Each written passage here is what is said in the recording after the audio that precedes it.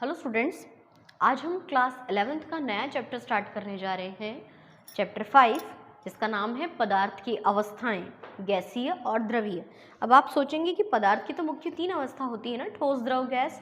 तो शुरुआत ठोस से करना चाहिए, लेकिन ठोस के बारे में हम लोगों को 12वीं कक्षा में पढ़ना है।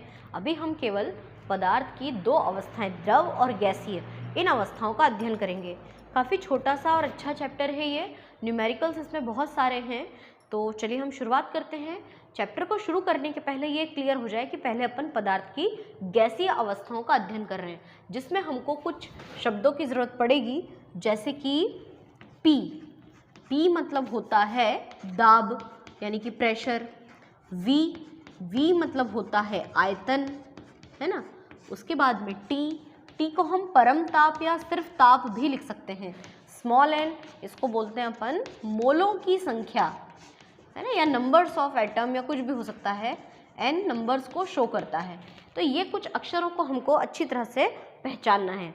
इस चैप्टर में 3 तरह के बहुत अच्छे नियम हैं। बॉयल का नियम, चार्ल्स का नियम, एवोगेड्रो का नियम, और इन तीनों चारों नियमों को मिलाकर आदर्श गैस समीकरण तैयार की गई है। तो चलिए हम सबसे पहले शुरू करते हैं रॉबर्ट बॉयल का नियम, बॉयल्स लॉ। ये आपको फिजिक्स में भी पढ़ने को मिलेगा, है ना। पहले हम बॉयल के नियम की चर्चा करते हैं। तो रॉबर्ट बॉयल ने क्या किया था कि ये जो 3 चीज़ें हैं ना, ताप, दाब और आयतन, इन तीनों में से किसी एक को स्थिर माना था, ठीक है। तो रॉबर्ट बॉयल ने स्थिर ताप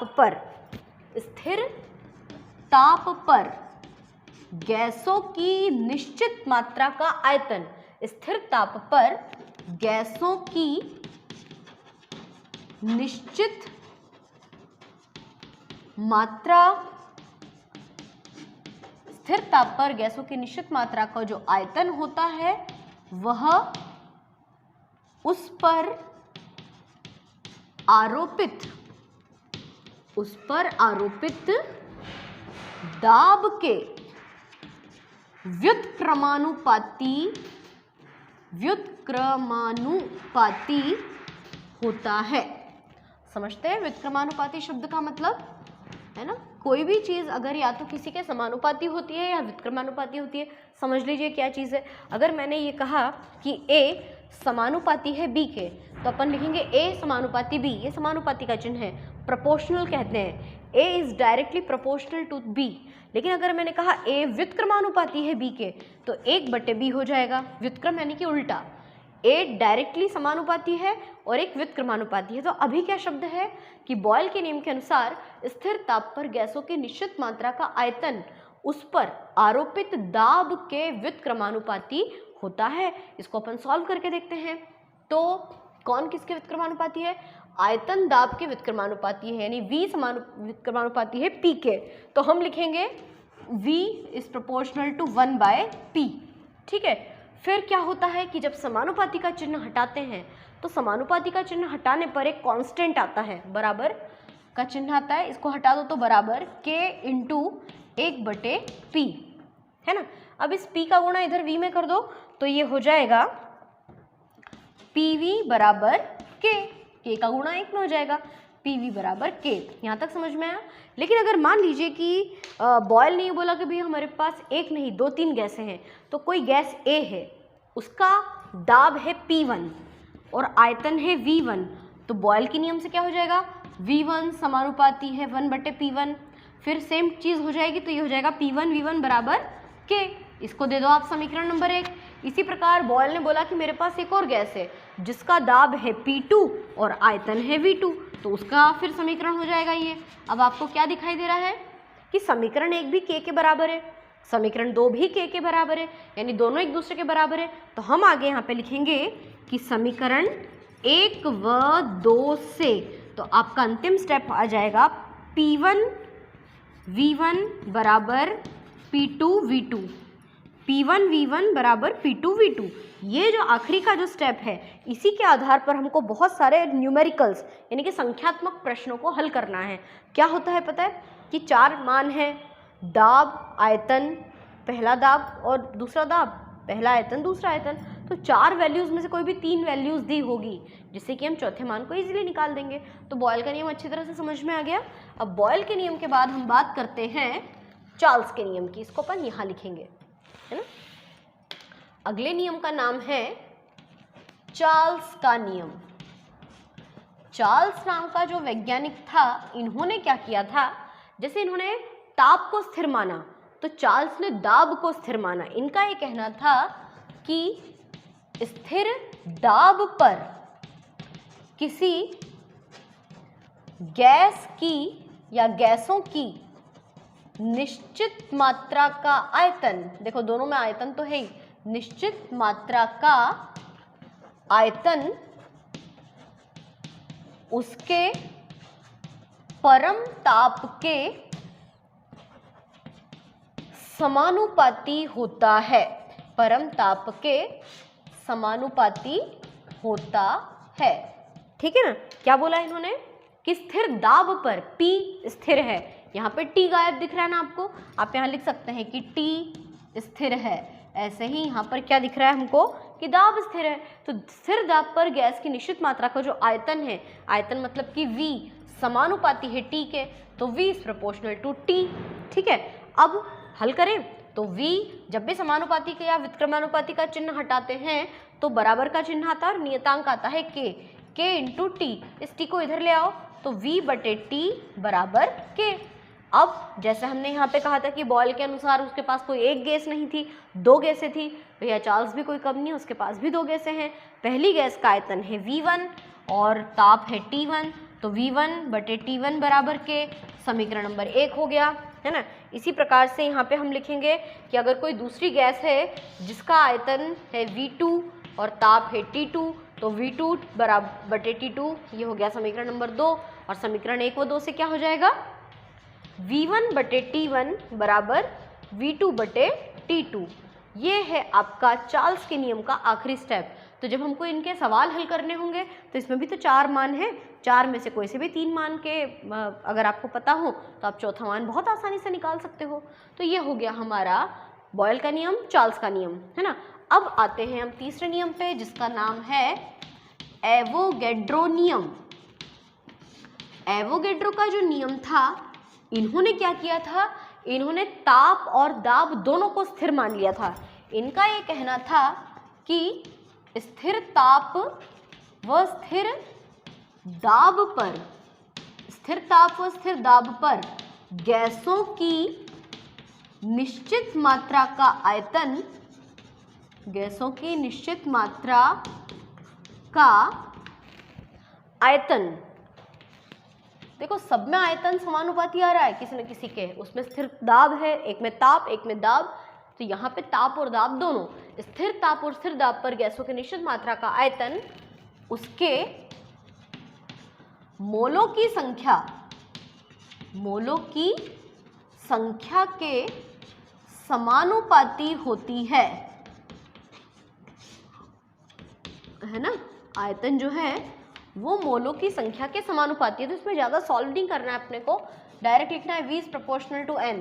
वैसे तो पता है कि समानुपाती का चिन्ह हटाएंगे बराबर आएगा, इस तरह से आएगा, पर इसको अपने को बिल्कुल भी डिस्टर्ब नहीं करना है। तो ये 3 नियम समझ में आ गए, बॉयल का नियम, चार्ल्स का नियम, एवोगैड्रो का नियम, ये तीनों नियम एक साथ हो गए। अब इन तीनों नियमों को जब एक साथ कंबाइन किया जाएगा तो इन तीनों नियमों के मेल से एक समीकरण बनता है जिसको हम कहते हैं आदर्श गैस समीकरण, आइडियल गैस इक्वेशन। तो आदर्श गैस समीकरण को शुरू करते हैं अपन, है ना।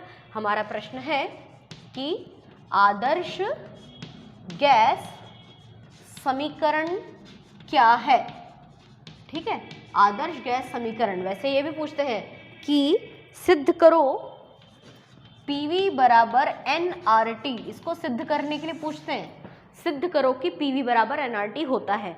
तो चलिए हम इसको शुरू करते हैं। आदर्श गैस समीकरण कैसे हल करेंगे इसको हम, थोड़ा सा हमको आवश्यकता होगी जगह की, चलिए यहाँ करके देखते हैं हम थोड़ा सा कोशिश। तो शुरुआत कहाँ से करेंगे, चलो अपन पूरा ही हटा देते हैं ताकि आपको एकदम क्लियर समझ में आ जाए, है ना। आदर्श गैस समीकरण, तो हम ये बताएंगे कि जो आदर्श गैस समीकरण है वह बॉयल, चार्ल्स, एवोगैड्रो और एक और क्या है अपना, हाँ बॉयल, चार्ल्स और एवोगैड्रो। इन तीनों नियमों को मिलाने पर एक नया समीकरण प्राप्त होता है जिससे हम आदर्श गैस समीकरण कहते हैं। तो आदर्श गैस समीकरण जब इन तीनों में संबंध बताता है तो शुरुआत कैसे करते हैं? सबसे पहले हम लिखेंगे कि बॉयल के नियम से। बॉयल के नियम क्या था? T स्थिर था, तो क्या था?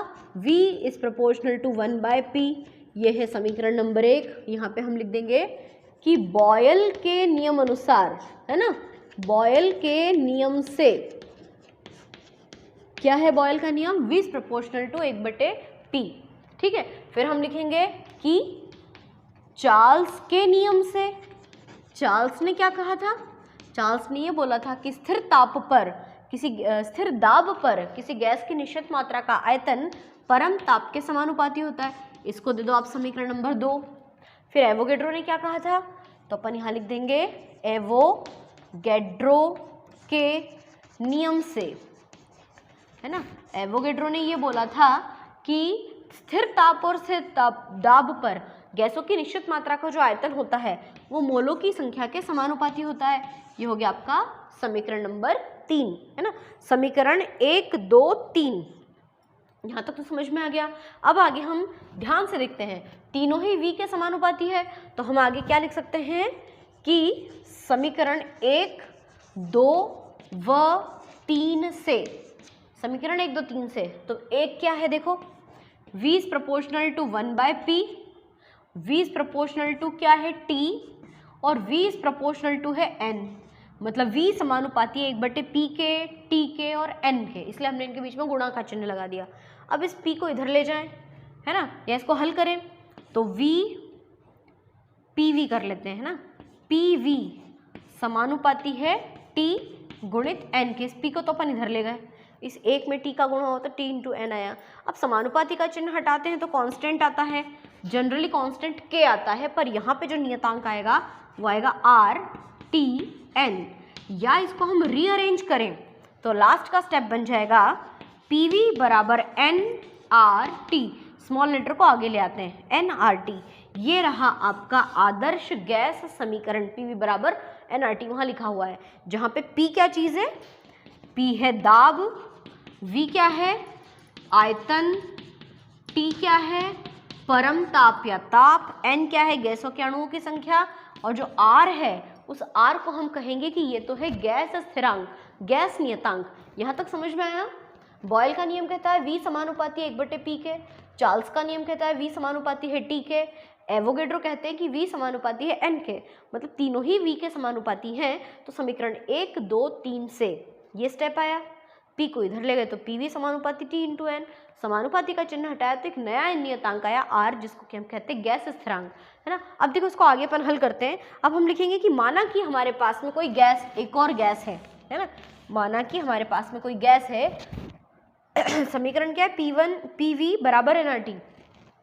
तो कोई गैस है जिसका दाब P1, आयतन V1 और ताप T1 हो, तो आदर्श गैस समीकरण से, तो आदर्श गैस समीकरण हो जाएगा P1V1 बराबर NRT1, क्योंकि S तो गैसों के अणुओं की संख्या है, मोलों की संख्या है, और R तो नियतांक है, तो T का मान है। इसी प्रकार से एक और हमारे पास कोई दूसरी गैस है जिसका दाब P2, आयतन V2 और ताप T2 हो, तो आदर्श गैस समीकरण से, ये हो गया समीकरण नंबर 2, 1 व 2। अब समीकरण 1 और समीकरण 2 दोनों एक दूसरे के बराबर दिखाई दे रही है। देखो हम इसको ऐसे भी हल कर सकते थे, कैसे? समीकरण 2 लिखने के पहले अपन ऐसा भी तो कर सकते थे, देखिए P1V1 इस T1 को इधर ले आओ, T1 बराबर NR, है ना। इसको देते हैं अपन समीकरण नंबर 1। हमने कहा कि हमारे पास एक और गैस है जिसका दाब है P1, आयतन है V1 और ताप है T1, तो आदर्श गैस समीकरण से ये स्टेप आया।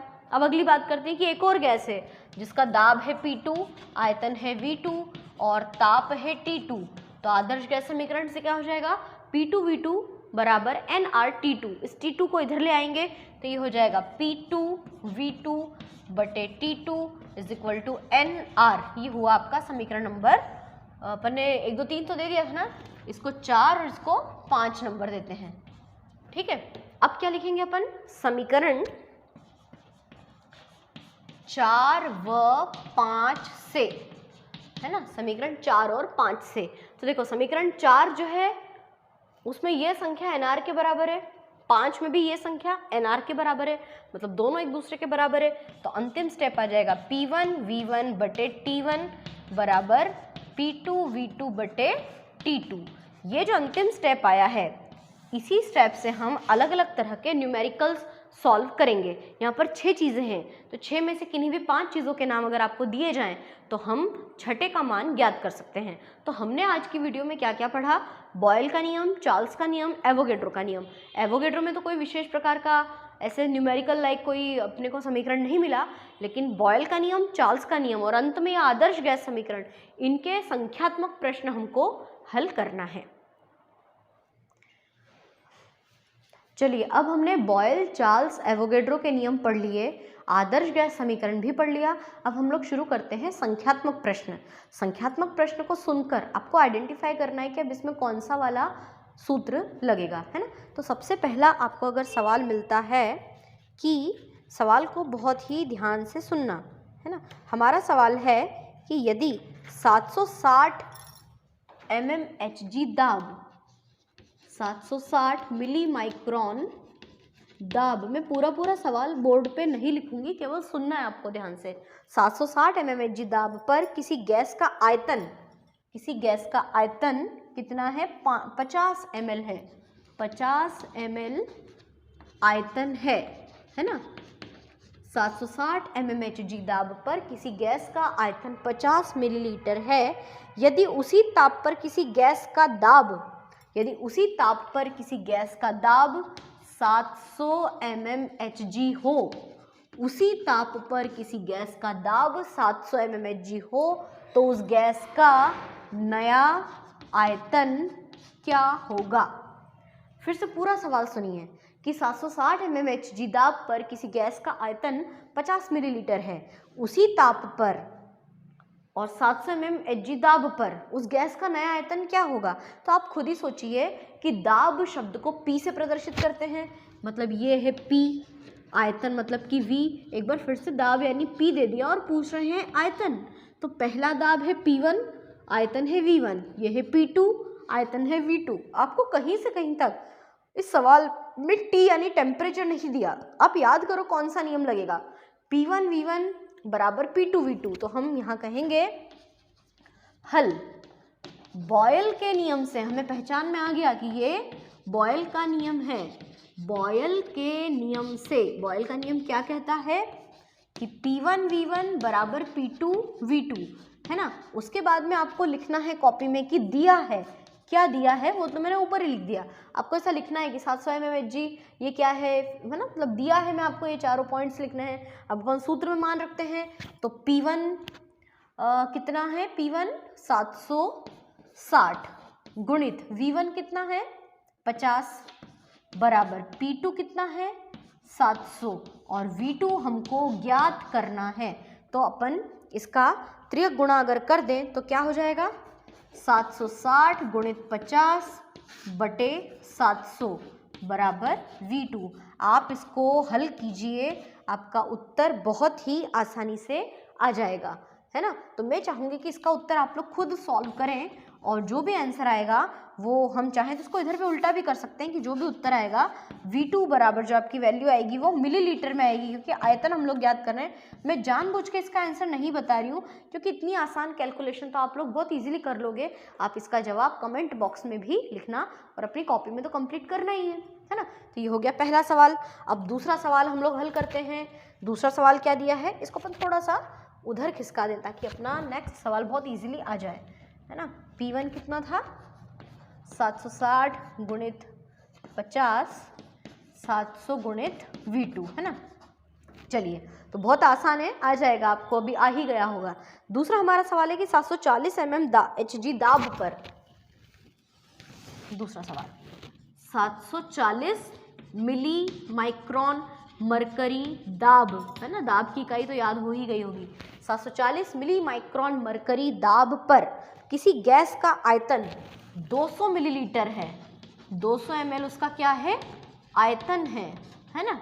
फिर क्या बताया इन्होंने, तो किस दाब पर गैस का आयतन दिए हुए दाब का दिए हुए आयतन का दुगना होगा। किस दाब पर, है ना, किस दाब पर, यानी कि जो दाब है सेकंड वाला वो नहीं पूछा है, और जो आयतन है वो दिए हुए आयतन का दुगना होगा।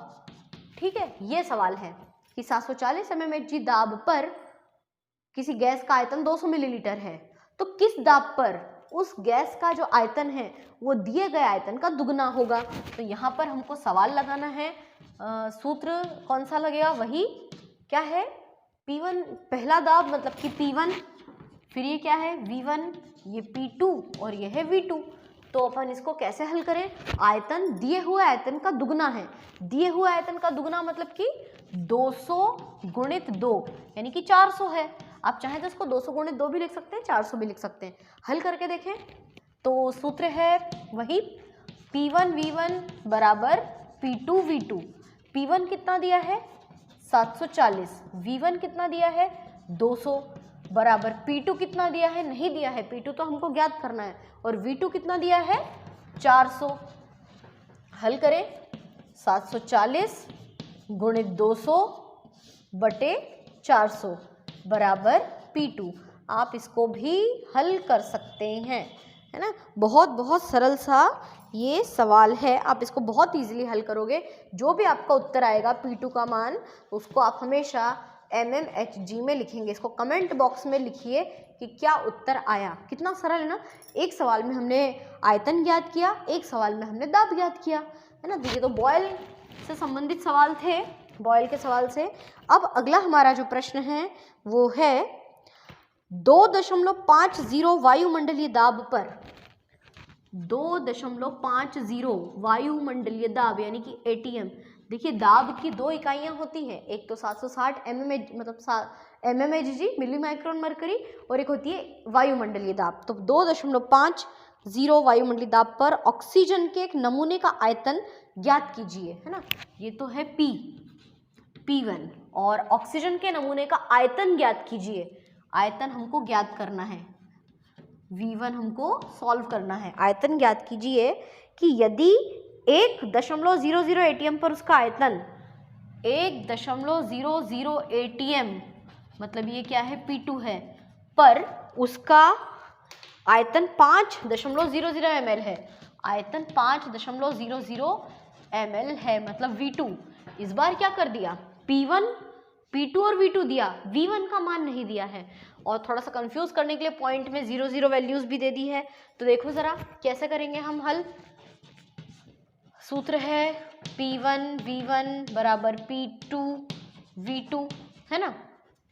P1 कितना है 2.50, V1 कितना है 5.00, ठीक है। V1 तो नहीं है ना, V1 तो हमको ज्ञात करना है, V1। फिर P2 कितना है 1.00 और V2 कितना है 5.00। तो हम ऐसा भी तो कर सकते हैं कि 1 गुणित 5 भी तो कर सकते हैं इसको, 5 एकम 5 हो जाएगा, है ना। तो ये हो जाएगा। आपको इसको हल कैसे करना होगा, यहाँ पे हमको लिखना होगा V1, तो हम लिखेंगे 1 गुणित 5 बटे 2.5, ठीक है। कितना सरल है ना V1, तो कितना आ जाएगा 5 बटे 2.5 मतलब कितना, दुगना हुआ इसका, तो इसका उत्तर आ जाएगा 2 ml, है ना। तो ये तीन जो आपके सामने सवाल दिख रहे हैं, ये संख्यात्मक प्रश्न बॉयल के नियम पर आधारित हैं, है ना। चलिए और अपन सवाल हल करते हैं। अब अगला सवाल हम देखते हैं। इसका कैलकुलेशन तो बहुत ही मस्त और आसान था, है ना। अगला सवाल हम लोग हल करते हैं। हमारा अगला सवाल है 27 डिग्री सेंटीग्रेड ताप पर, 27 डिग्री सेंटीग्रेड ताप यानी कि टेम्परेचर आया, ताप आया मतलब कि बॉयल का नियम तो लगेगा ही नहीं। टेम्परेचर किस में है, चार्ल्स के नियम में है, और वो एकादश गैस समीकरण में है। तो 27 डिग्री सेंटीग्रेड ताप पर किसी गैस का आयतन, आयतन कितना बता रहे हैं, ये आयतन है 30 घन सेंटीमीटर, है ना।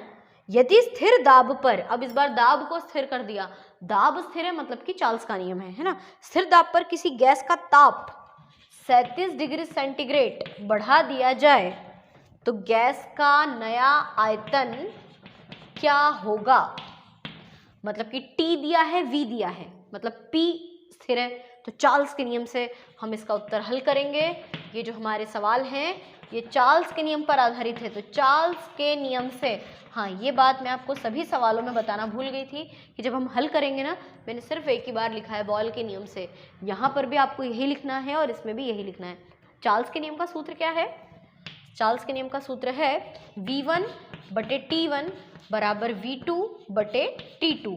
लेकिन जब हम चार्ल्स के नियम का यूज़ करते हैं तो जो टेम्परेचर डिग्री सेंटीग्रेड में, उसको पहले हमें केल्विन में कन्वर्ट करना होता है। तो हम इसको हल करते हैं। देखिए V1 कितना दिया है आयतन, 30 सेंटीमीटर घन सेंटीमीटर, है ना। T कितना दिया है T1, 27 degree centigrade. Degree centigrade को केल्विन में बदलने के लिए 273 जोड़ देते हैं, तो 273 जोड़ोगे तो 300 केल्विन आ जाएगा। V1 हमको ज्ञात करना है और T2 कितना दिया है, 37 डिग्री सेंटीग्रेड। तो डिग्री सेंटीग्रेड को केल्विन में बदलो तो कितना आ जाएगा, 310 केल्विन। अब हम सूत्र में मान रख लेते हैं। V1 कितना दिया है, 30, T1 कितना दिया है, 300 बराबर V2 तो हमको ज्ञात करना है और T2 कितना दिया है, 310। इसका क्रॉस मल्टीप्लाई करेंगे तो V2 बराबर ये जो 30 है ये इधर आ जाएगा और 300 है ना, ये 30 गुणित 310/300। कितना सरल है, तो बहुत ईजी है। ये 2 शून्य से 2 शून्य गए, है ना, 3 एकम 3, 31, 31 घन सेंटीमीटर, 31 घन सेंटीमीटर, क्योंकि पहला आयतन भी घन सेंटीमीटर में था ना। तो कितना सरल सा छोटा सा प्रश्न था ये चार्ल्स के नियम का। अगला हम सवाल लिखते हैं फिर से। अगला सवाल भी सुनिए ध्यान से, क्या सवाल है हमारा। अगला सवाल है 20 डिग्री सेंटीग्रेड ताप पर किसी गैस का आयतन, 20 डिग्री सेंटीग्रेड ताप पर, ताप यानी कि T1 है ना, 20 डिग्री सेंटीग्रेड ताप पर किसी गैस का आयतन 400 ml है। आयतन कितना है, 400 ml, मतलब ये V1 है, T1 है और V1 बता दिया है। तो 0 डिग्री सेंटीग्रेड ताप पर गैस का आयतन क्या होगा? तो 0 डिग्री सेंटीग्रेड ताप यानी ये तो है T2 और इसका V2 क्या होगा, है ना। तो पहले अपन डिग्री सेंटीग्रेड को उसमें चेंज करें, या पहले ऐसे लिखें कि हल में क्या लिखेंगे, चार्ल्स के नियम से। आप लोग इसको हमेशा लिखना, है ना, मैं तो भूल गई थी। चार्ल्स का नियम क्या है, V1/T1 बराबर V2/T2, ठीक है। तो T1 को, V1 कितना है 400, है ना, T1 कितना है 20 डिग्री सेंटीग्रेड प्लस 273 में 20 जोड़ोगे तो 293 केल्विन आ जाएगा, है ना। V2 हमको ज्ञात करना है और T2 कितना है, 0 डिग्री सेंटीग्रेड प्लस 273 केल्विन, कितना आ जाएगा, 273 केल्विन ही आएगा, ठीक है ना। अब इसका अपन सवाल हल करते हैं, सूत्र में मान रखते हैं। तो V1 की जगह पे लिखते हैं 400, T1 के स्थान पे लिखते हैं 293, है ना। और फिर V2 हमको ज्ञात करना है और जो T2 है वो कितना आया है, 273। क्रॉस मल्टीप्लाई करके ज्ञात करो। V2 बराबर 400 गुणित 273/293। आप इसको हल करेंगे, आपका जो भी आंसर आएगा वो आपको मिलीलीटर में लेकर आना है। कमेंट बॉक्स में टाइप करके इसका आंसर लिखना भी है ना। तो बहुत सिंपल सी चीज़ है ये। अगला सवाल देखते हैं अपन। अगला सवाल किस पे आधारित है, पढ़ के देखना पड़ेगा हमको। अगला हमारा सवाल है कि 27 डिग्री सेंटीग्रेड ताप पर, 27 डिग्री सेंटीग्रेड ताप पर, मतलब कि ये T1 है, तो अपन इसको बदल ही लें क्या, उसमें 293 कर लें इसको। 27 डिग्री सेंटीग्रेड प्लस 273 केल्विन, कितना आया था पहले भी, 300 केल्विन आया था, है ना। तो ये तो हो गया आपका T1। तो 27 डिग्री सेंटीग्रेड ताप पर किसी गैस का आयतन 500 ml है, 500 ml क्या है उसका आयतन, यानी कि V1 है ना। तो 0 डिग्री सेंटीग्रेड ताप पर नया आयतन क्या होगा? तो 0 डिग्री सेंटीग्रेड ताप यानी कि 273 केल्विन, मतलब कि 273 केल्विन क्या है इसका T2, ये है T1 और हमको ज्ञात करना है V2, है ना। ये मैंने पूरा सवाल ही लिख दिया कि 27 डिग्री सेंटीग्रेड ताप पर किसी गैस का आयतन 500 मिलीलीटर है, तो 0 डिग्री सेंटीग्रेड पर उसका नया आयतन क्या होगा? तो चार्ल्स के नियम से सूत्र लगा देते हैं, V1 बटे T1 बराबर V2 बटे T2। V1 कितना दिया है? 500। T1 कितना दिया है? 300 बराबर V2 कितना है? पता नहीं। T2 कितना है? T2 273, है ना। इसको अपन हल कर लेते हैं।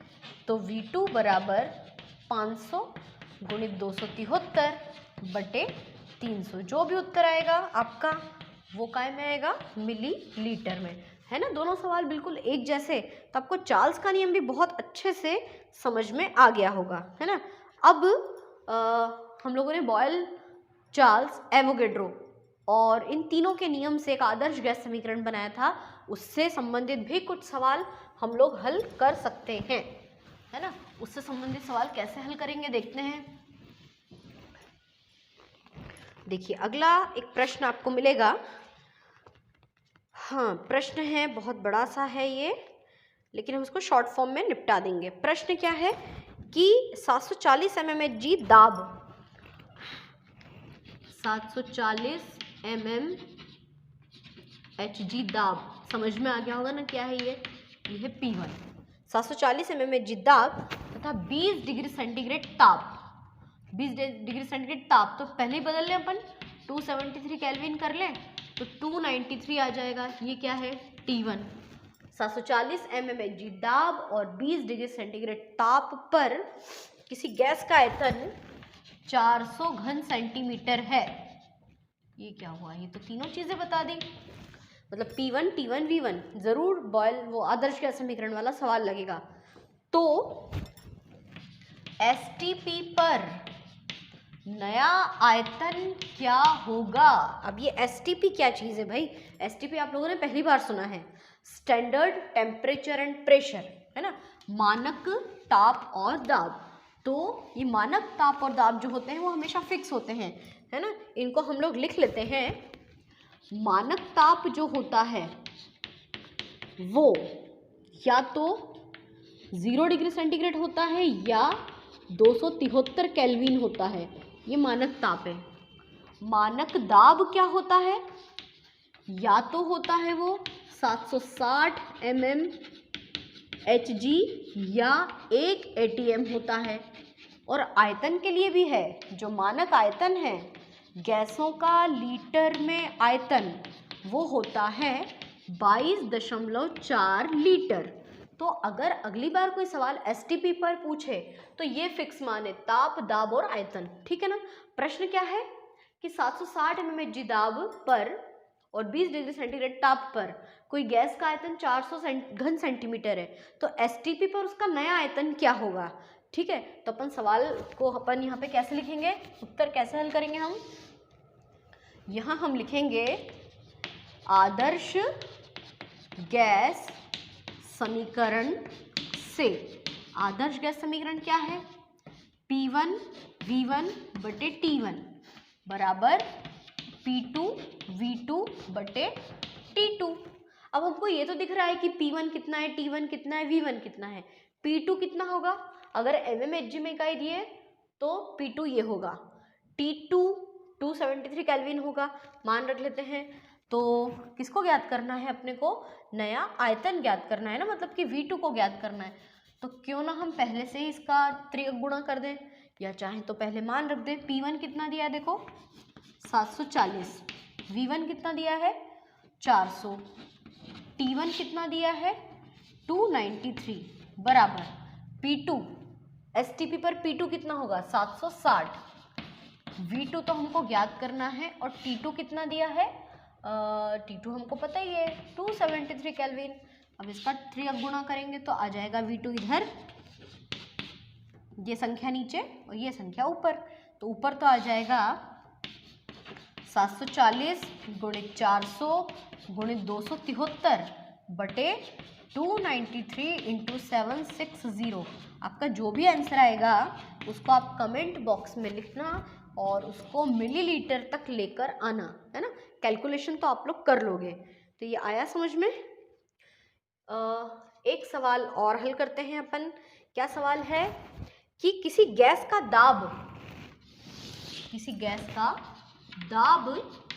27 डिग्री सेंटीग्रेड पर, किसी गैस का दाब 27 डिग्री सेंटीग्रेड, किसी गैस का दाब 27 डिग्री सेंटीग्रेड ताप पर, ही तो ताप है ना, 27 डिग्री सेंटीग्रेड ताप पर किसी गैस का दाब 750 mmHg है, तो और उसका जो आयतन है वो आयतन बोल रहे हैं कि भैया 300 ml आयतन है हमारे पास में, तो STP पर गैस का नया आयतन क्या होगा। सेम क्वेश्चन कि आपको P1 V1 T1 दे दिए हैं, आपको STP पर उसका नया आयतन ज्ञात करना है ना।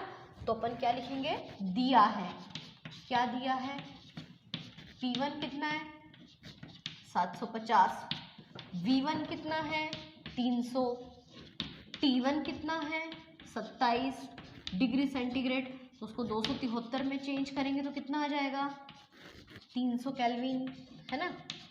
ठीक है, P1 V1 T1 ये तो क्लियर है। अब P2 कितना है, याद है हमको 760 mmHg, V2 तो ज्ञात करना है, T2 कितना होता है 273 केल्विन और V2 हमको ज्ञात करना है। तो अपन सूत्र में लिखेंगे कि बॉयल के नियम से सूत्र है P1 बटे V1, P1 V1 बटे T1 बराबर P2 V2 बटे T2, है ना। मान रख देते हैं, तो मान रखेंगे तो P1 कितना है, P1 है 750, V1 है 300 और T1 है 300। अरे वाह, T1 और V1 दोनों 300 300 कितना अच्छा है। और इधर क्या आ जाएगा, P2 760, V2 हमको ज्ञात करना है और T2 है 273। तो इसको हल कर लेते हैं, त्रिक गुणा करके V2 बराबर ये ऊपर चला जाएगा 750 गुणित 300 गुणित 273 बटे 300 गुणित 760, तो 300 से 300 कट जाएगा और आपका जो उत्तर है वो क्या आएगा वो आपको हल करके लिखना है। तो समझ में आ गया कि कैसे हमने बॉयल के नियम, चार्ल्स के नियम और आदर्श गैस समीकरण के कुछ सवाल हल करें। हमको इस तरह के और भी न्यूमेरिकल्स की प्रैक्टिस करनी पड़ेगी। आपकी बुक में जितने भी दिए हैं आप जितना ज़्यादा चाहें उसकी प्रैक्टिस